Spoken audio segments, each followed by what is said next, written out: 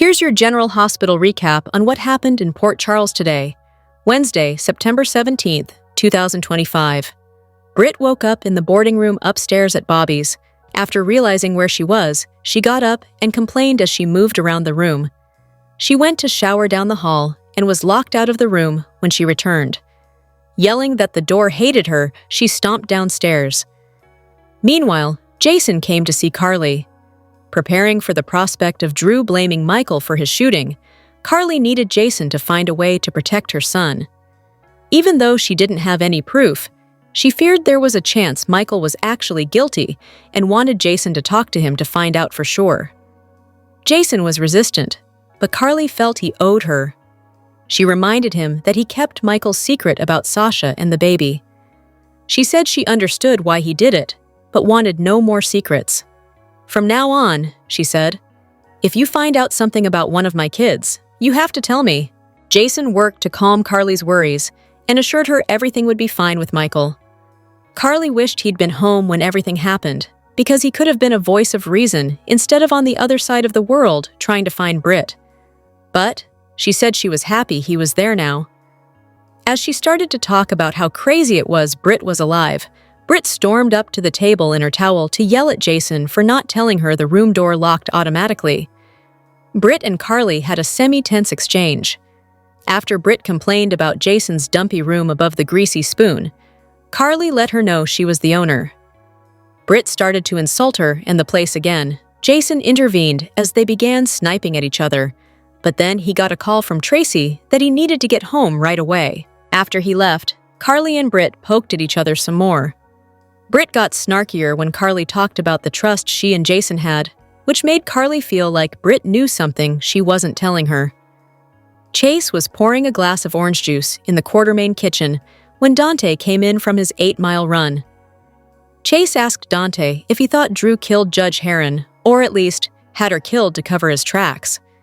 Dante said they didn't know anything for sure yet. Dante and Chase sat to discuss the possibilities of and motives for what Drew may or may not have done. Dante felt the more they dug into the shooting, the uglier and messier it got. Wiley came downstairs to the foyer with Michael. He was excited to show his first day of school outfit and backpack to Brooklyn and Tracy. When the doorbell rang, Wiley said he would get it. To everyone's surprise, it was Willow with Scout. Wiley hugged Willow, who somehow acted surprised to see him. Scout wanted to see her grandma Monica before her first day of school because she said it was a tradition for her grandma to wish her luck, and she wanted a hug swap since she hadn't seen her in a while. Wiley said Monica did the same thing with him and asked, "Mommy, will you take me and Scout to see Grandma Monica together?" Willow said, "Of course," but Tracy said, "No way." Brooklyn quickly intervened to say she would take the kids up there because she needed to see Grandma Monica and wanted to get in on the hug swap as well. After they went upstairs, Tracy led Willow and Michael into the living room to talk. Tracy told Willow that using Monica's tradition with Scout to get into the house was unconscionable. Willow sniped back at Tracy and expected Michael to defend her, but he didn't. Willow felt the new judge for their custody case would be more sympathetic to her as the kid's mother, and told him he should take the chance to make nice. Michael told her that until a new judge was assigned, Haran's ruling stood. Further, he said he no longer felt bad for her about Haran's ruling because she was an unfit mother.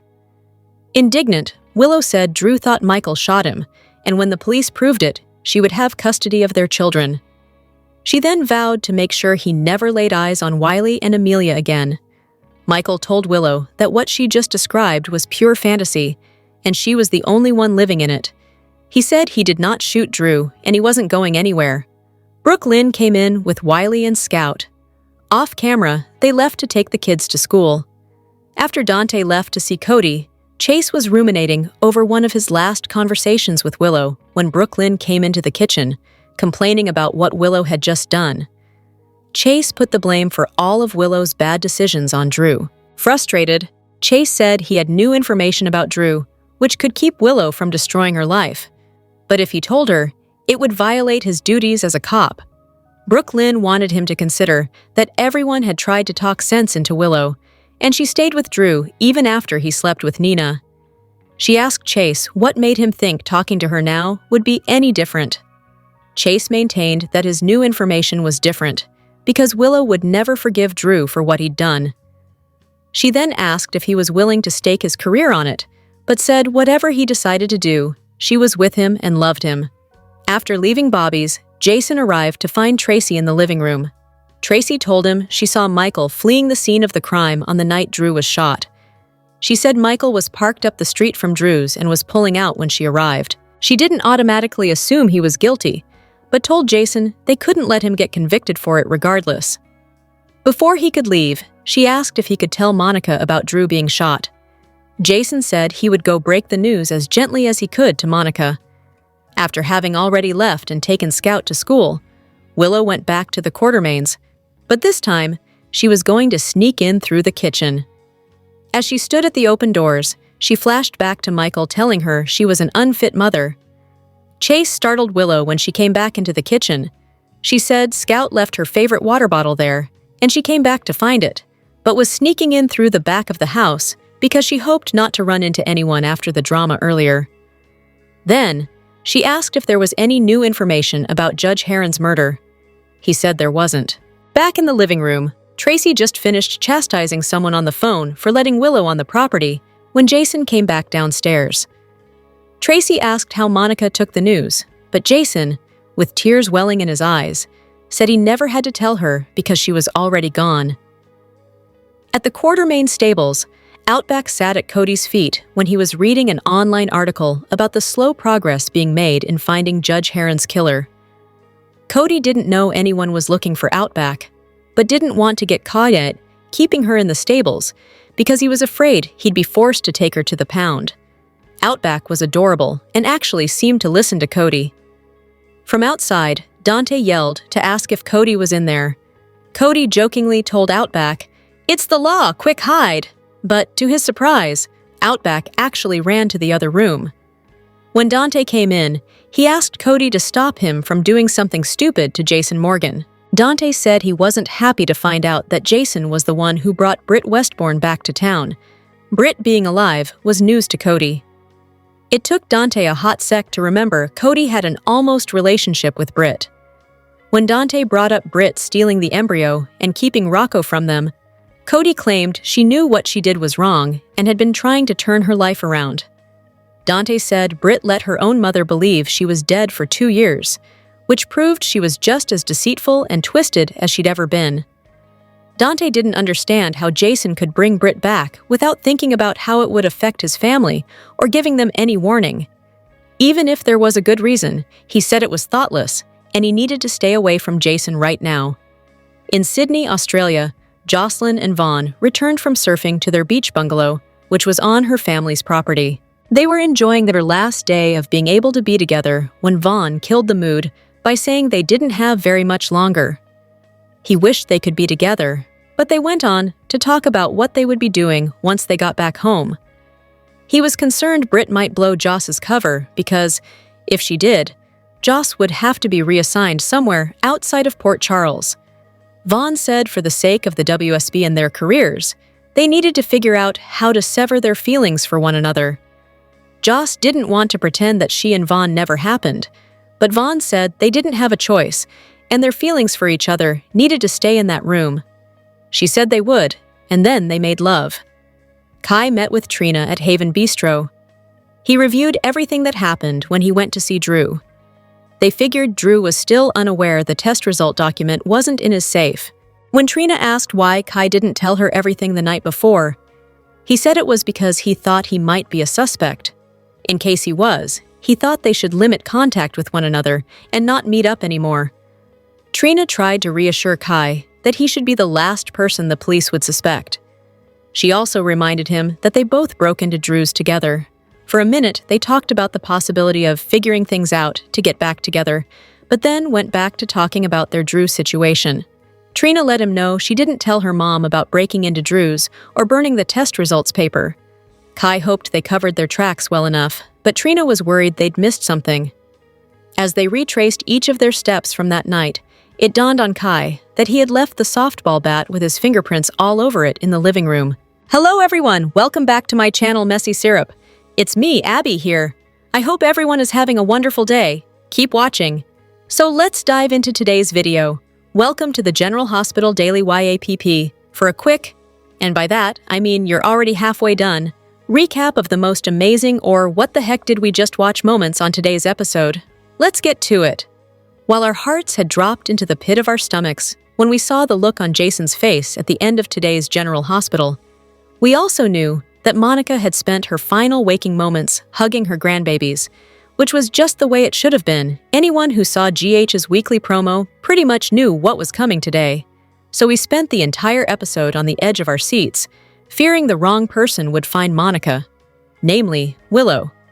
Thankfully, that wasn't the case. Brooklyn was the one who brought Scout and Wiley upstairs to get their traditional first day of school hug from Grandma Monica. Although we did not see Monica with them, we could just picture her joy at seeing two of her grandchildren in her room. According to Tracy, Monica had been living for her grandchildren while spending most of her time in her room, ill for the last year or so. Having that full house of kids is everything Tracy wanted for her sister-in-law, and it's what she got. Tracy went as far as to sorta kidnap Wiley and Amelia earlier this year just so Monica could have them under her roof. It was only appropriate that her last smiles were with her Wiley and Scout, as Amelia is too young for school. It was also only appropriate that Jason was the one to walk upstairs to talk with his mother and find that she had passed. Bring on the Kleenex, because we are going to need them for days to come. Want more details? We got you! Soap Central has the best full GH recaps on the internet. You can even go back over 30 years and read each and every one of them. If you can't wait until the next episode, we have daily spoilers too. And whatever you do this weekend, do not. Seriously, do not. Forget to read the 2 scoops for some laughs in the as close as we can come to being a watching party without actually being a show. And the best part is, if you agree or disagree, we want to know. As always, share your comments below. General Hospital spoilers hint that Willow Tate may manipulate Harrison Chase with 4 powerful words. Will this detective end up risking his career and marriage for his devious ex? Chase has already been tempted to break the rules and spill the latest evidence in Judge Eva Heron's case to Willow. Since there was wire transfer proof in Drew Kane's safe, Chase feels like Willow would leave him for good if she knew he bribed Judge Heron and cost her the kids. Of course, GH fans know Jen Sidwell was behind the bribe instead. Sonny Corinthos simply made it look like Drew was to blame with Brick's help. Chase hasn't blabbed to Willow about the new proof against Drew yet, but he could do it soon. We might see Chase go against Anna Devane's orders and give Willow updates. Even if Chase manages to keep his mouth shut, there'll be other risks that he takes for Willow along the way. Chase sees the best in Willow and views her as a victim instead of the schemer she's become. However, Willow remains a contender when it comes to the mystery of who shot Drew. We also know Willow stalked Daisy Gilmore to drive Sasha Gilmore Corbin out of town with Michael Corinthos' daughter. With all that in mind, there could be some possibilities for Willow to make mistakes when it comes to the secrets she's keeping. Willow's cover-ups could hit some snags and leave her needing Chase's help more than ever. Willow may use Chase to her advantage when it comes to hiding her trail and trying to avoid punishment or backlash. Since Willow remains desperate to get her kids back, she'll be willing to do whatever she has to do to make that happen. That includes influencing Chase in any way she can and keeping him on her side. At some point, Willow may make a bold declaration that catches Chase off guard. That brings us to the 4 words that Willow might use to manipulate Chase. I still love you. Willow might try to sell Chase on the idea that she chose wrong and should have been with him all this time. Perhaps Willow will insist she's still in love with Chase, especially if her Drew plans fall apart and she needs a backup strategy. Chase is the kind of guy who likes being someone's knight in shining armor, so he may risk both his career and his marriage to Brooklyn Quartermain by the end of all this. General Hospital spoilers say Willow may pull Chase into some serious trouble, so don't miss any disturbing news to come. General Hospital spoilers reveal that Lois Cerullo will return for 3 reasons, so let's talk about Rena Sofer's comeback and how it's going to shake things up. Lois is indeed coming home to Port Charles, where she'll have multiple goals to accomplish. 1. Monica's passing leads to Lois's homecoming. Of course, Lois's first goal will be to pay her respects following Monica Quartermain's demise and be there for Brooke Lynn Quartermain during this difficult time. Lois will know the Quartermains are going to be in crisis mode as they mourn this tough loss, so she won't be able to stay away. Although Lois planned to give Brooke Lynn the space she needed and let her daughter decide when they'd reconnect, Monica's death will move up the timeline and force Lois to take action. 2. Lois wants to make amends with Brooke Lynn. That brings us to Lois's second goal, since she'll no doubt want to make amends with Brooke Lynn while she's in town. It's been hard for Lois to respect Brooke Lynn's boundaries and deal with all this tension between them, but she's made it work so far. However, GH spoilers suggest Lois won't be able to stand their strained relationship for much longer. Brooke Lynn's world will get a bit turned upside down by Lois's return, but there's a good chance they'll have a breakthrough that leaves BLQ grateful in the end. 3. Brooke Lynn needs Lois's marriage guidance. Lois may also find herself around at exactly the right time to dish out some marriage guidance to Brooke Lynn, who's going to face a rough patch in her relationship with Harrison Chase. Brooke Lynn will need someone to lean on and confide in, so there'll be no one better than her ma. Once Lois and Brooke Lynn fix their broken bond, this supportive mom may come through with some advice and comfort. Whatever the case, General Hospital spoilers say Rena Sofer's comeback as Lois Cerullo will kick off soon, so stick with us for updates on any other big news related to her return. General Hospital spoilers update for Thursday, September 18th, reveals that fans will see Secret Keeper Molly Lansing Davis, while Charlotte Cassadine faces a Valentine Cassadine decision. Terry Randolph and Portia Robinson will also get ambushed, so let's talk about what's in store. At the hospital, Britt Westbourne will be on a mission to find work again. We'll see Britt catch Portia and Terry off guard as she makes a proposal for why she belongs back at GH. At Sonny Corinthos' house, Giovanni Gio Palmieri will turn to him for $10 grand. Sonny should supply the funds for Outback's reward, but it's not necessary since the pooch has already been located at the Quartermain stables. Cody Bell doesn't know who the dog belongs to since she lost her collar, but he's currently hiding Outback from Tracy Quartermain and anyone else who might want rid of her. Molly will come along and apparently realize Cody's concealing Outback, so she'll be willing to keep this under wraps. Despite Molly's best efforts to push Cody away, she'll bond with him as they talk and laugh about Outback's mischief. Over with Charlotte, she'll have an important choice to make after Lulu Spencer updates her on the Valentine situation. Lulu will spill about Jack Brennan trying to reach an agreement with Valentine, who's eager to see Charlotte in person at Steinmauer. If Charlotte chooses to go along with this, Lulu will promise to be there for her every step of the way. However, Charlotte may show off her independent side and insist she wants to meet with Valentine on her own. As for Dante Falconeri, he'll have a catch-up session with Christina Corinthos Davis. That should bring a discussion about Britt's return, along with Christina's advice on how to handle things with Rocco Falconeri. At the Quartermain mansion, Tracy will struggle to wrap her head around the fact that Monica Quartermain has passed away. Jason Morgan just told Tracy that Monica was gone, but Tracy will wonder if he's sure on Thursday's show. Tracy will cling to hope that maybe Jason's wrong, but he'll sadly be quite certain that Monica has died. Jason and Tracy may end up sharing a comforting embrace as they process the difficult blow. This is a terrible loss for anyone who cared about Monica, so Tracy and Jason will grieve along with so many others as the news spreads. General Hospital spoilers say Jason will report Monica's death over the phone and start filling in Monica's other loved ones, so stay tuned. General Hospital spoilers reveal that Ryan Paevey's first air date has been confirmed thanks to a new video that previews the actor's big comeback. Let's talk about this exciting return and all the excitement surrounding it. On social media, GH released a fun clip of Ryan Paevey chatting with Finola Hughes outside the studio.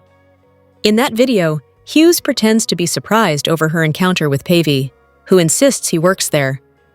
After Hughes points out that Paevey left the show, he replies that he came back and confirms that he's been studying lines from the script in his hands. Hughes then asks when Paevey is on, so he reveals that his first air date is Friday, September 19th. Despite Hughes' attempt to get answers about who Paevey's playing, He stays tight-lipped about that in the video. "I can't tell you that. It's a secret." "Shh," Pavey teases as the clip wraps up. However, we know from GH spoilers that Anna will investigate Nathan's return, along with Britt's, and suspect there's a Cesar Faison trail to follow. Fall preview info points to plenty of questions swirling around Nathan's survival, so he'll at least appear to be Nathan for now.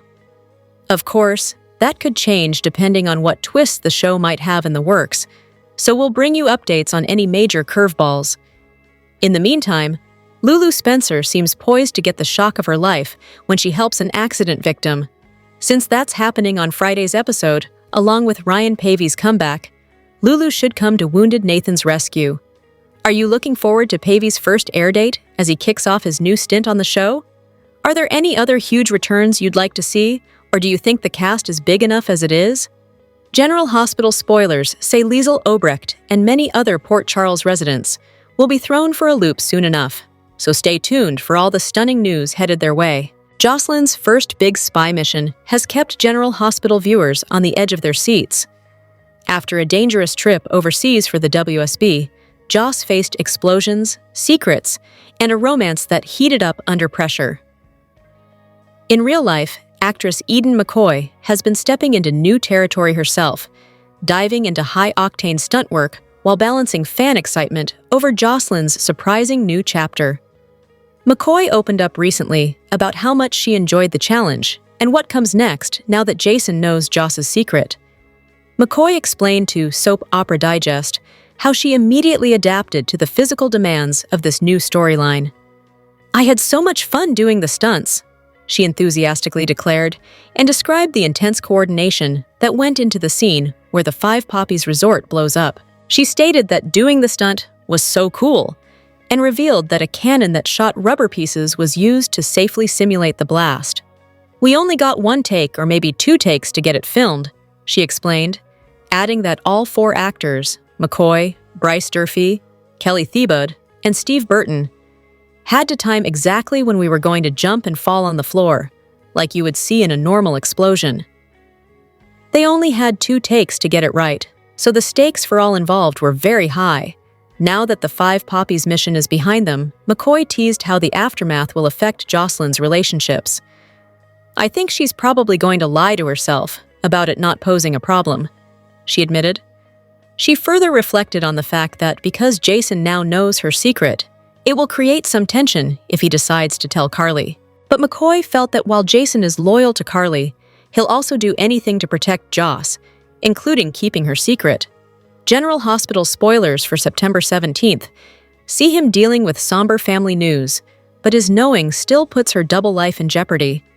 As McCoy put it, "My mom could find out, and my life could change because of that."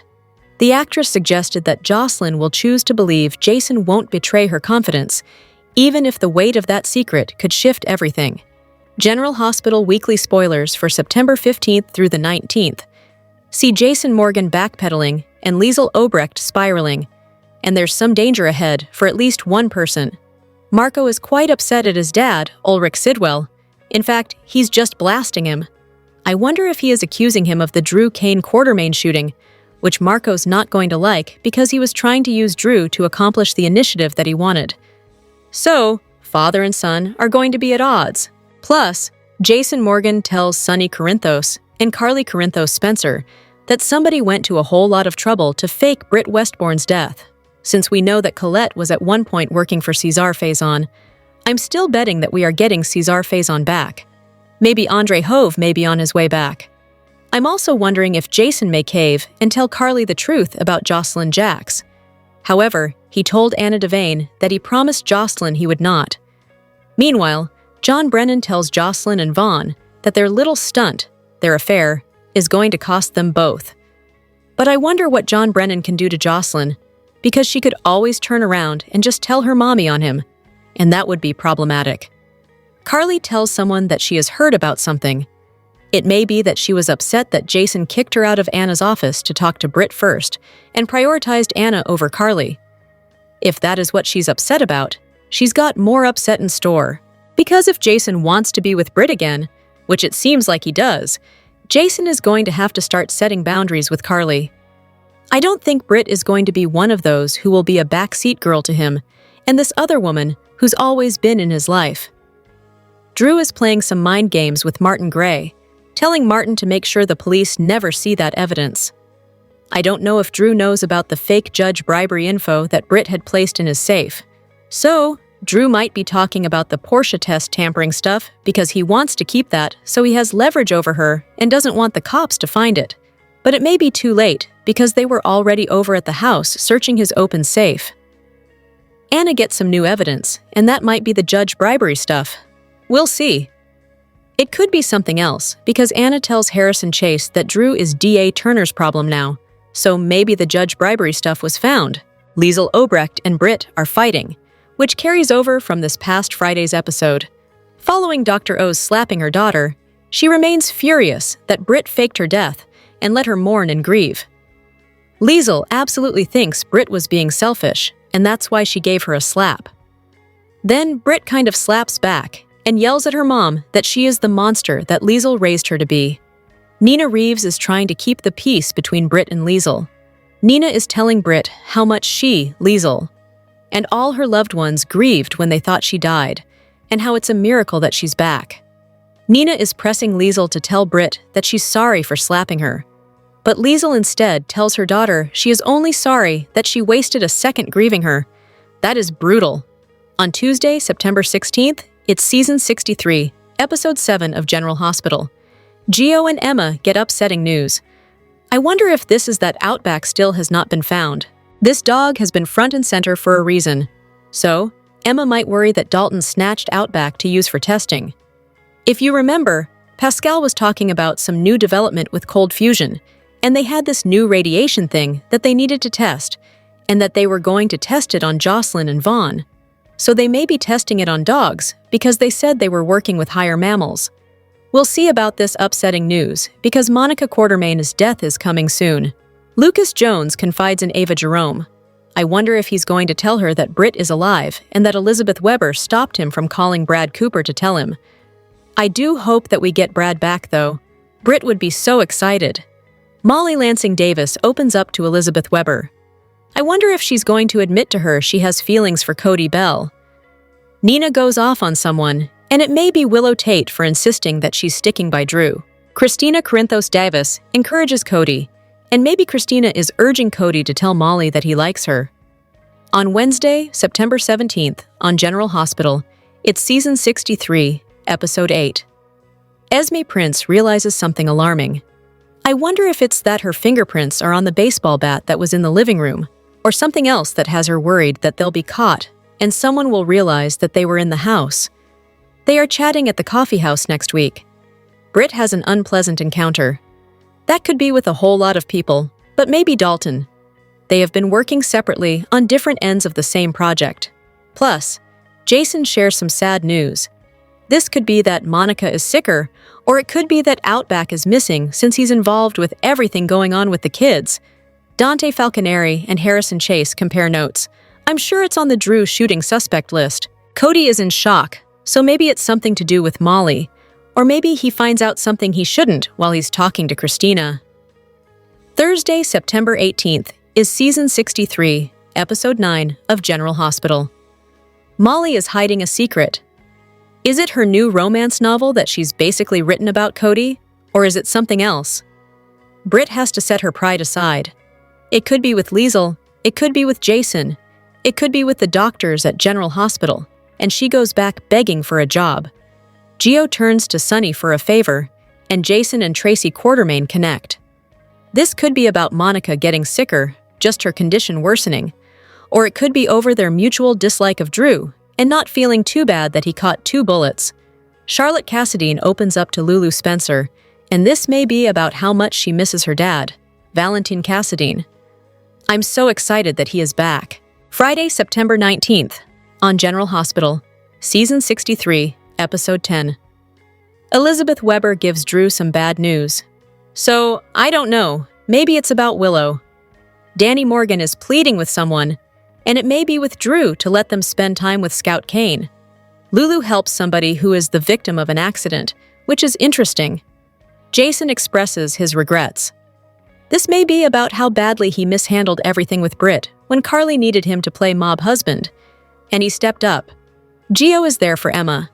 Several of these spoilers feel like they might be about Monica's death. But I don't think it's coming yet because Erica Slezak is filming in September for October scenes, and she's supposed to be there for Monica's funeral. So to me, it feels like we'll get Monica's death late in September or into October. But we'll see. Doesn't Portia have a co-chief of staff at General Hospital? There has been no sign of Terry for months. Where is she? GH introduced its first transgender character when Terry came to Port Charles in 2018. Elizabeth's childhood friend is a pediatric oncologist who eventually became co-chief of staff along with Britt. Portia replaced Britt after she died. Terry was involved in cancer-related storylines such as Willow's and was always there for her friend Elizabeth. There hasn't been a Terry sighting since April 2025, and her name has barely been mentioned. With all the trouble Portia has been in, it would have been nice to see her co-chief of staff make an appearance. There is nothing but crickets. Did Portia lock her in the closet? The oncologist has been in a relationship with Yuri for quite some time. The Q bodyguard pops up now and then, but no mention of his girlfriend. The Britch is back. Will Britt be hired back at GH now that she is alive and well? If so, she could return as co-chief of staff. Portia should be the one to lose her position because she switched the test results and all that. Unfortunately, that truth hasn't come out, and who knows if it ever will. The more likely scenario is that Terry will be the one to go, which is unfortunate. Since she hasn't been on screen, her absence can be explained by saying she moved away, and Britt can slide into her old position. General Hospital spoilers reveal that James West will finally meet Daddy Nathan West. But this father-son reunion could bring plenty of questions and concerns. James is bound to be confused over this whole situation, so let's talk about Nathan's comeback and all the family drama it'll unleash. Lulu Spencer will find an accident victim before the week's over, so it seems likely that'll be Nathan based on the timing of his return and all the latest spoiler info. Lulu is still trying to wrap her head around Britt Westbourne's coming back from the grave, so it'll be overwhelming to see Nathan back next. Maxie Jones is in a coma for now, but Nathan's other loved ones will have a chance to be involved in this story with him. That includes little James, who's never met his father. James was born before Nathan's on-screen demise, but he's always heard lots of stories about Nathan and considers his dad a hero. You can bet James' world will be turned upside down when he finds out Nathan is alive. It'll be interesting to see how GH writers choose to play this, since it could go a couple different ways. James might latch onto Nathan immediately, and perhaps become a bit too trusting for Damian Spinelli's taste. Spinelli might get some bad vibes and worry about the secrets Nathan's keeping. Cody Bell might go into protective uncle mode as well and join Spinelli in worrying about James' instant bond with Nathan. Of course, the writers could go in another direction if James gets some bad vibes of his own and is wary of Nathan early on. James will surely have plenty of questions about where Nathan has been and why he stayed away so long. No matter what the answers are, Nathan and James' father-son reunion could bring some challenges. General Hospital spoilers say some stunning news is ahead for all Nathan's loved ones, so stay tuned to watch them reel over the survival updates. Grief has descended over Port Charles as word spreads that Monica Quartermaine has passed away, leaving her family fractured and reeling. For decades, Monica wasn't just the heart of the Quartermaine mansion. She was the glue that bound every piece of that complicated legacy together. From the day Alan died, she became the family's anchor, balancing the chaos of ELQ, the clashes within the Quartermaine clan, and the endless sacrifices she made for her children, both biological and chosen. Now, with Monica gone, that foundation has crumbled. No one feels it more deeply than Jason Morgan. Though their relationship was complicated, Jason never questioned Monica's unconditional love for him. She had been his one constant, the steady hand in a life defined by danger and loss.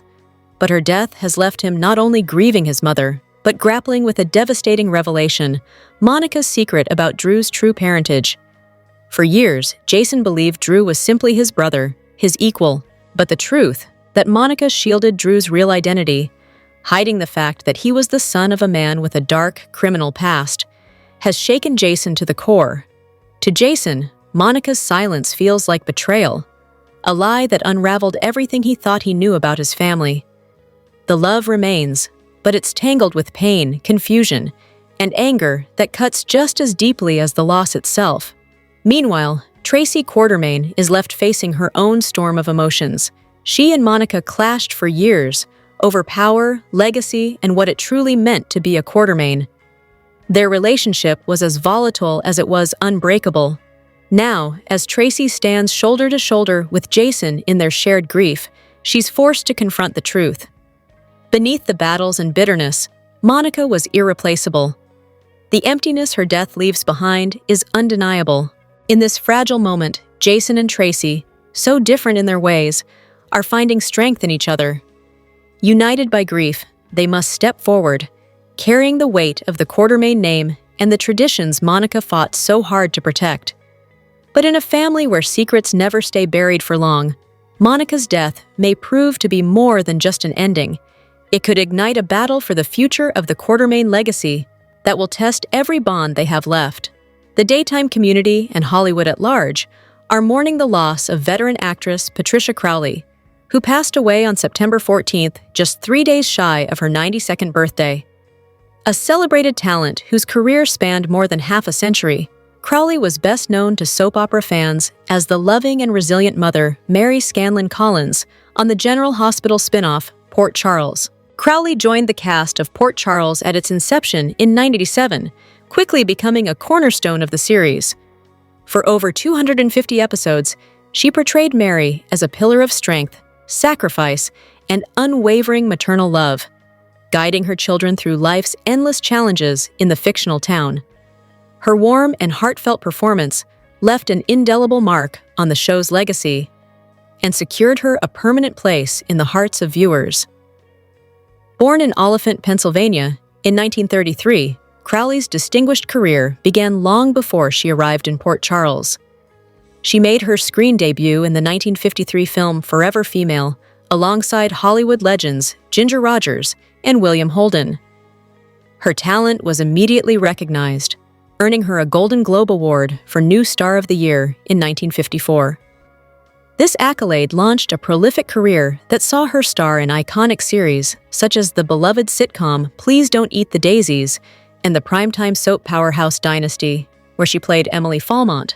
Crowley was a ubiquitous and welcome presence on television for decades, demonstrating incredible range in guest starring roles on legendary shows like Charlie's Angels, Columbo, The Streets of San Francisco, and Murder, She Wrote. She moved seamlessly from lighthearted comedy to complex dramatic characters, proving her versatility with every performance. Her final major role was in 2005 on The Bold and the Beautiful as Natalie DeWitt. Her passing has been felt deeply by those who knew her. Wendy Rich, the former executive producer of both General Hospital and Port Charles, shared a poignant tribute on Facebook, writing, "My dearest friend Pat has passed, but I will never forget her. Rest in peace, my dear." This loss is a profound shock to her family. Crowley is survived by her husband, renowned producer Andy Friendly, and her 2 children from a previous marriage, John and Anne. The family is also mourning the recent loss of Patricia's sister, actress Anne Crowley, who passed away in 2023. As with everything in life, there are always changes, and as the summer season turns into fall, many of us will be preparing for new things. Fall festivals, pumpkin-flavored drinks, it's all part of the transition when the leaves turn beautiful colors of red, yellow, and orange, and we enjoy the cooler weather before winter brings snow and magical holiday fun. Those who follow General Hospital's Laura Wright on social media have likely seen her posting about various adventures with her kids and longtime boyfriend Wes Ramsey. Now that summer is almost officially over, with anticipation for fall, the ABC soap vet has shared numerous photos from the last couple of months. "Such a beautiful summer," Wright cheered, then went on to share a cute message. "Okay, fall. I'm ready for ya. Let the pumpkin everything begin, pumpkin."